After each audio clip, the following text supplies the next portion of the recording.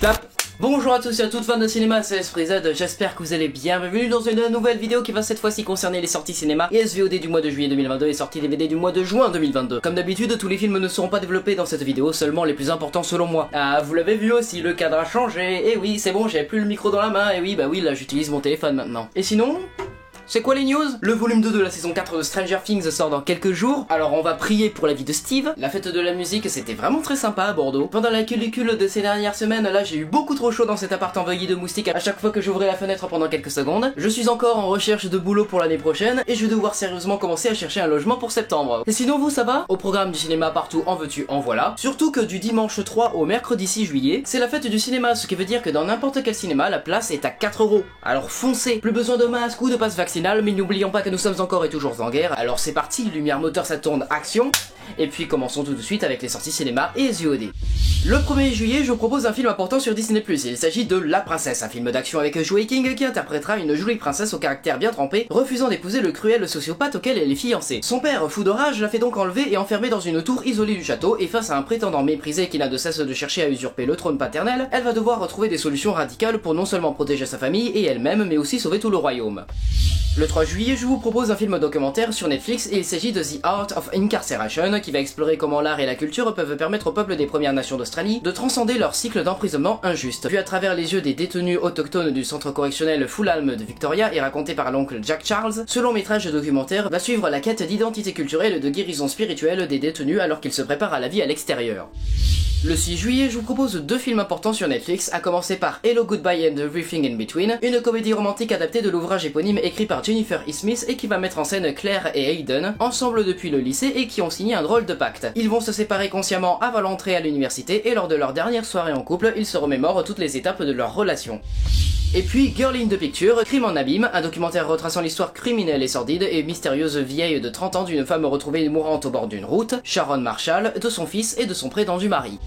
Mais le 6 juillet, je vous propose aussi 7 films importants au cinéma, à commencer par Les Mignons 2, Il était une fois Gru, la suite du film de 2015, qui place le récit dans les années 70 et qui revient sur les origines de Gru qui grandit en banlieue et décide de passer une audition pour intégrer un groupe célèbre de super méchants dont il est le plus grand fan, les Vicious Six. Mais l'entrevue tourne mal et contraint de s'enfuir, il n'aura d'autre choix que de se tourner vers le légendaire Will Carnage, ancien chef des Vicious Six, afin de trouver une solution. Et je dois dire que c'était vraiment très bien, ma critique écrite est déjà dispo sur Insta, Twitter et l'onglet communauté de la chaîne YouTube.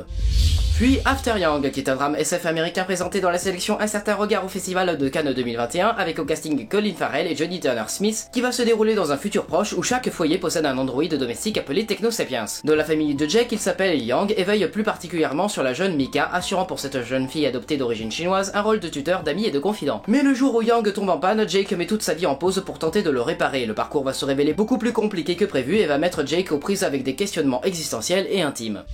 Ensuite, The Sadness, qui est un film d'horreur de zombies taïwanais présenté au festival de Gérardmer 2022, et après un an de lutte contre une pandémie aux symptômes relativement bénins, une nation frustrée finit par baisser sa garde, c'est alors que le virus mute spontanément, donnant naissance à un fléau qui altère l'esprit, les rues se déchaînent dans la violence et la dépravation, et où les personnes infectées sont poussées à commettre des actes horribles, comme par exemple manger son voisin. Après ça, nous aurons Peter Von Kant, qui est la nouvelle comédie dramatique de François Ozon avec Denis Ménochet et Isabelle Adjani. Ce film a été le film d'ouverture au Festival de Berlin 2022 et c'est une adaptation libre de la pièce Les Larmes amères qui avait déjà fait l'objet d'un long métrage mis en scène par l'auteur de la pièce en 1971. Le film va donc suivre Peter Von Kant, célèbre réalisateur à succès qui habite avec son assistant Karl qu'il se plaît à maltraiter. Et grâce à la grande actrice Sidonie, il rencontre et s'éprend d'Amir, un jeune homme d'origine modeste. Il lui propose de partager son appartement et de l'aider à se lancer dans le cinéma.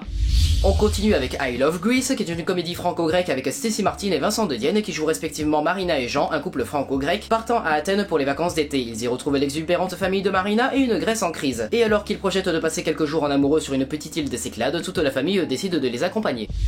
Mais aussi Music Hall, qui est une comédie dramatique franco-belge avec Vanessa Guide. L'histoire va suivre Francis, petit comptable officiant dans un cabaret miteux de Charleroi qui a des soucis conjugaux avec Martine, son épouse. Et après une violente dispute, il se réveille un matin pour découvrir une bien mauvaise nouvelle dans son propre congélateur. C'est le point de départ macabre et loufoque d'un polar burlesque parfumé de gueuses, bien fraîche, de musique cigane sous fond de déni et de désagrégation du couple où vont se croiser toutes les variétés de névrose et de folie.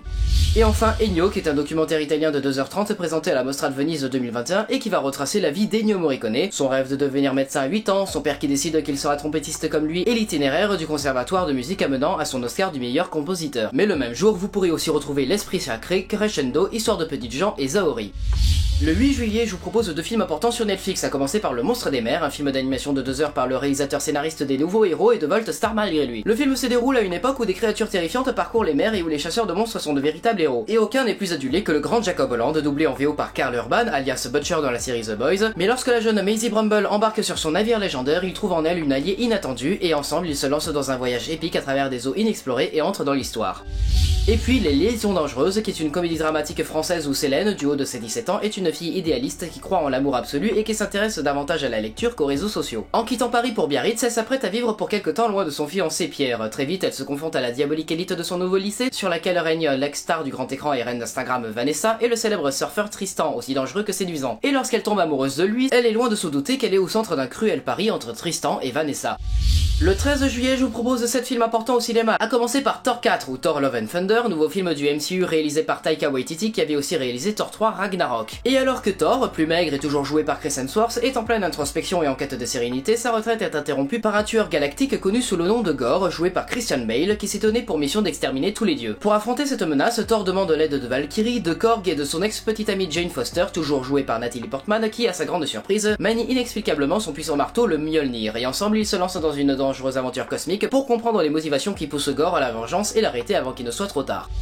Puis Ducobu 4 ou Ducobu Président, qui est la nouvelle comédie française d'Elysée Moon, et c'est une nouvelle année scolaire qui démarre pour Ducobu. À l'école Saint-Potache, une élection exceptionnelle va avoir lieu pour élire le président des élèves. C'est le début d'une campagne électorale un peu folle dans laquelle vont se lancer les 2 adversaires principaux, Ducobu et Léonie. Et avec l'aide de son ami qui triche et de ses nombreux gadgets, Ducobu triche comme jamais et remporte l'élection. Parc d'attractions dans la cour, retour de la sieste, suppression des légumes à la cantine, pour la touche, l'heure est venue de rassembler les élèves sérieux et d'organiser la résistance.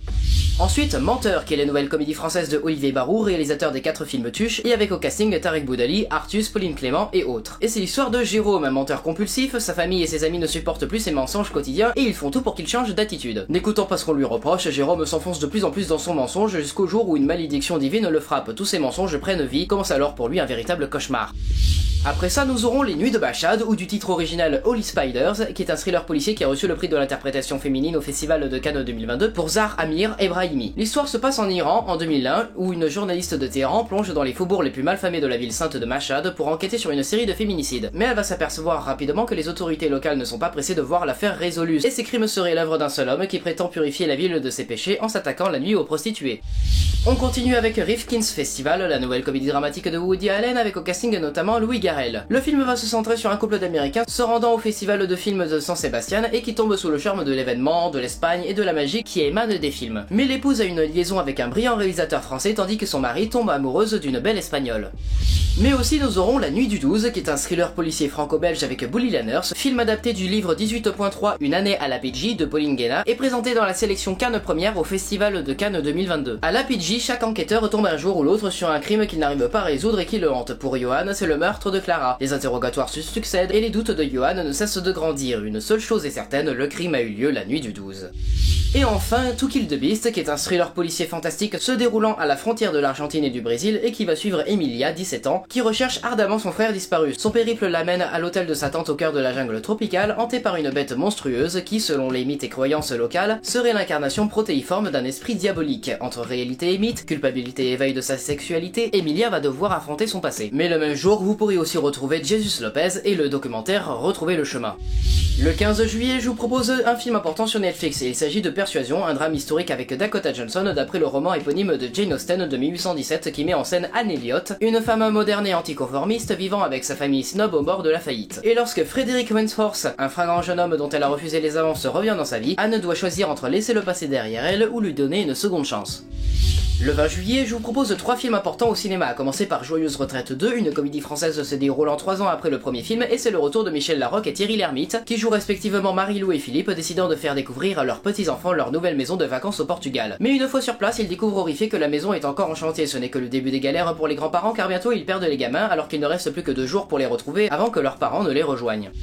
Ensuite, La Petite Bande, la nouvelle comédie française de Pierre Salvadori, réalisateur de En Liberté avec Pio Marmaille, et dans ce film, Kat, Fouad, Samy et Antoine ont 12 ans alors que Aimé en a 10. Par fierté et par provocation, ils décident un jour de mettre le feu à l'usine qui pollue leur rivière, et aussi excités qu'affolés, ils s'embarquent alors dans une aventure drôle et incertaine au cours de laquelle ils apprendront à vivre et à se battre ensemble. Et enfin, Asbestas, qui est un thriller dramatique franco-espagnol de Rodrigo Sorogoyen, présenté en sélection Cannes Première au Festival de Cannes 2022, et qui aura au casting Denis Ménochet et Marina Foïs jouant respectivement Antoine et Olga, un couple de Français qui se sont installés depuis longtemps dans un petit village de Galice. Ils ont une ferme et restaurent des maisons abandonnées pour faciliter le repeuplement. Tout devrait être idyllique, mais un grave conflit avec leurs voisins fait monter la tension jusqu'à l'irréparable. Mais le même jour, vous pourrez aussi retrouver Dédale, Tempura, Magdala, Monsieur et Madame Tout-le-Monde, et Mia et moi, l'héroïne de Sentopia. Le 22 juillet, je vous propose un film important sur Netflix et il s'agit de The Gray Man, le gros thriller d'action par les frères Joe et Anthony Russo, qui sont aussi les réalisateurs de Avengers Infinity War, Endgame et de Captain America Civil War. Et dans ce film, Gray Man est le nom de code de l'agent de la CIA Kurt Gentry, alias Sierra Six, joué par Ryan Gosling. Recruté dans une prison fédérale par son officier traitant Donald Fitzroy, Gentry était autrefois un redoutable tueur à gages à la solde de la CIA, mais la situation a radicalement changé. Gentry est désormais la cible de Lloyd Hansen, joué par Chris Evans, ancien comparse de la CIA et totalement déterminé à le traquer à travers le monde pour l'éliminer. Mais c'est sans compter l'agent Danny Miranda, joué par Ana de Armas, qui va le couvrir.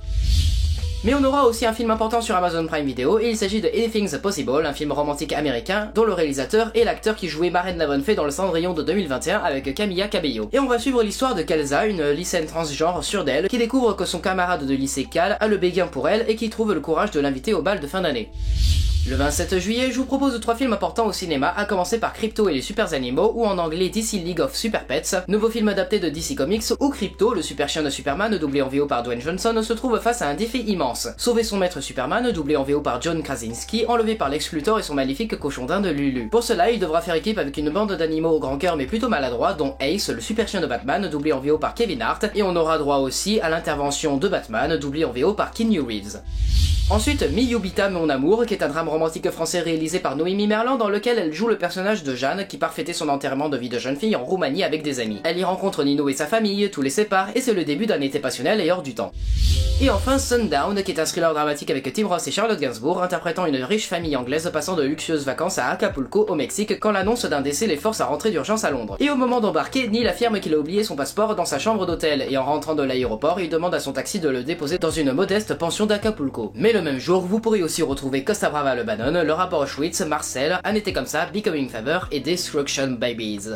Et enfin le 29 juillet, je vous propose un film important sur Netflix et il s'agit de Nos cœurs meurtris, ou en anglais Purple Hearts, un film romantique américain avec l'actrice qui joue Evie dans la saga Descendants et l'acteur qui jouait le prince dans Le Cendrillon de 2021. Et en dépit de leurs nombreuses différences et contre toute attente, une chanteuse et compositrice en herbe, Cassie, et un marine du nom de Luc tombent éperdument amoureux.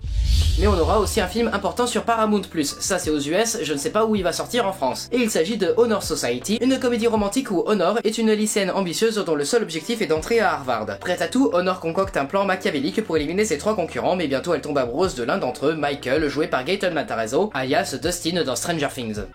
Du coup, c'est maintenant l'heure de voir ce qu'on a eu niveau sortie DVD depuis un mois. Les sorties DVD, c'est tout de suite, c'est maintenant, il y a beaucoup trop de choses comme d'habitude. Voyons ça, let's go.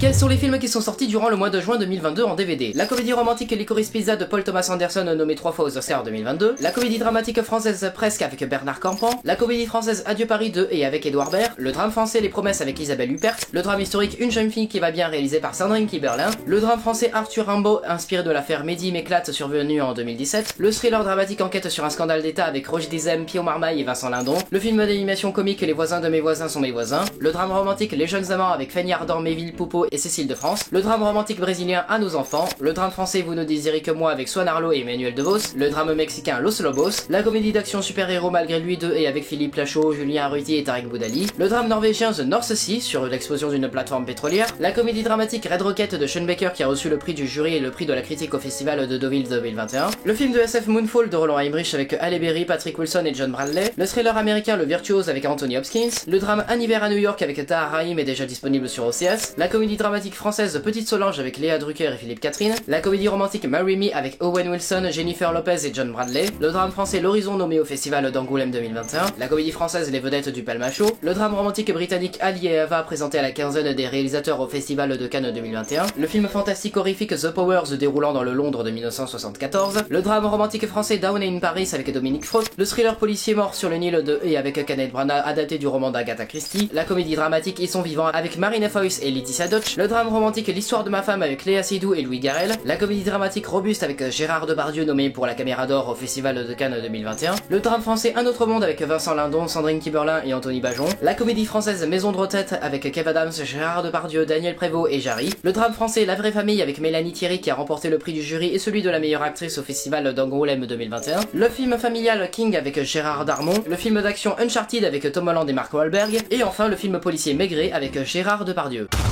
Et voilà, c'est la fin de cette vidéo rétrospective des sorties cinéma et SVOD du mois à venir et les sorties DVD du mois dernier. J'espère que cette vidéo vous aura plu et si c'est le cas, vous savez quoi faire, vous likez, vous commentez, vous partagez, vous abonnez à ma chaîne, à mes réseaux sociaux, mais vous pouvez aussi me soutenir en devenant membre de cette chaîne YouTube en souscrivant à un abonnement. Et quant à moi, je vous souhaite un très bon mois de juillet à tous, voilà, bonnes vacances d'été, sauf à ceux qui vont faire des jobs d'été. Profitez du soleil, de l'océan et des moustiques. Moi personnellement, il me reste plus que 1 mois et demi avant de pouvoir rendre le KGB, donc ouais, on est un peu dans l'urgence là. Sortez prendre l'air, allez au cinéma et n'oubliez pas votre joie de vivre. C'était Esprit Z, coupé.